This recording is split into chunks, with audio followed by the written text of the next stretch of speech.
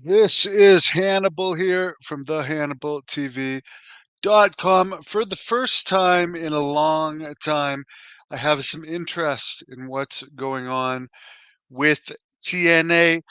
They've been having throughout the year TNA wrestler Jordan Grace appear first at the Royal Rumble, now in NXT. The explanation for this was that it's on Endeavor's streaming service. Endeavor owns WWE and TKO and UFC.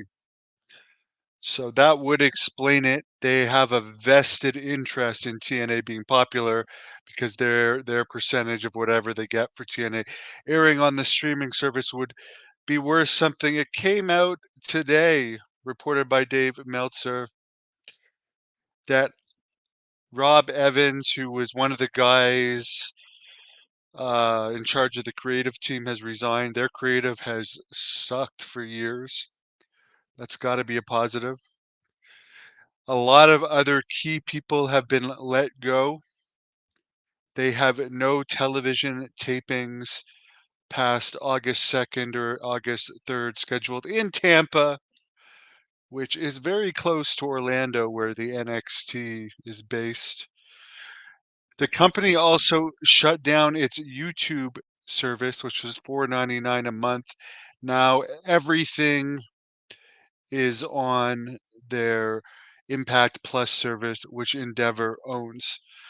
Also, it was reported earlier this year that Scott D'Amore, before he was fired by TNA, which he should have been, because it was already pretty damn bad, but it got horrible with Scott D'Amore, to which the point they were only drawing an average of 200 fans in 2023,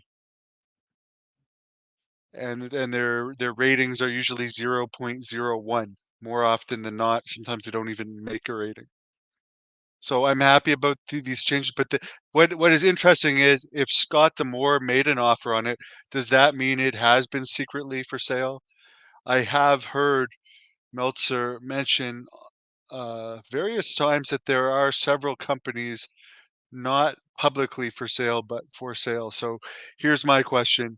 Has WWE or Endeavor just bought TNA, and are they going to use it as as a second development system since the streaming service is on their channel now? I mean, they do like it would make development better to have a second company for them to work in. And TNA has really dropped a lot in popularity since AEW. Like it was number two, but a low number two for a long time. But now, ever since AEW came, they're like almost oblivious. Then you think about Matt Hardy talking for a long time that he wanted to be with the Wyatts, or the new Wyatt group. And if you really think about it, with WWE's current relationship with TNA, he could technically be there because why would you leave AEW where the pay is huge to go to TNA where the pay is not very good, which is why they don't have all the top stars. So I think it'd be a good thing if they changed ownerships. Brian Benson or Burson, sorry. Oh, Brian Burson. The New York attorney, for the right price, WWE will probably buy anything that Mike McMahon might consider taking over. That is a very good point from a very smart man. Because there has been talk about Vince McMahon starting a new promotion, and there has been talk. I again, this discussion about TNA being for sale came up when talk first came that when Vince McMahon's no compete clause ends in January 2025, would he buy a company like TNA that's already like somewhat structured and just build up from there, or would he start from scratch? So very good point from Brian Burson. Eliminate potential competition before it comes competition. Because again, they have a lot of people under contract. TCO is one of them. He's been doing a hell of a lot of legwork for their Slammiversary show in Montreal. But here's the interesting thing. For this Slammiversary show coming up in Montreal, I think in early July or the end of June, I'm not exactly sure, they're going to a 5,000 seat arena. I know PCO has a lot to do with that, and he is a draw, and they're only charging what it's like $30 for 3 tickets. I keep giving them plugs because I like PCO, but what's going on to make them think they never draw anywhere close to 5,000? I don't think they've had 5,000 people since the Hogan era. So, is there going to be a mix of WWE talent thrown into this show? Time will tell. Betrayed by Sin. Jeff Jarrett is under contract, betrayed by Sin to AEW. They just never use him. He's one of the guys that are wasted by AEW. That again, I use this concept. If you're flipping through channels, hey, there's Jeff Jarrett. Let's see what he's doing. But no, it's unknown indie star against unknown indie star. Hence why their interest is so bad these days.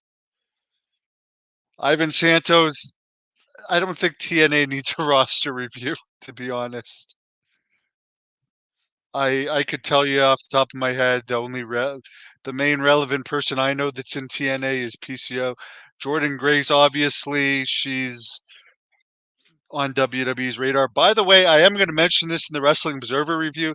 WWE's lowest paid people now on the main roster make 350 grand a year. So if AEW has done anything, it's really increased wrestlers' pay. Yes, yeah, you forgot Jared is still with AEW because they don't use him.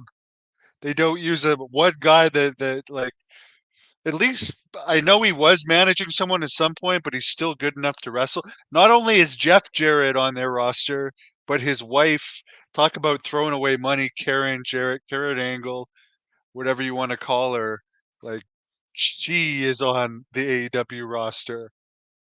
An old cougar. Anyways, I'm gonna do my Wrestling Observer review now. Thanks for your comments. I do believe WWE is going to buy TNA or has bought TNA.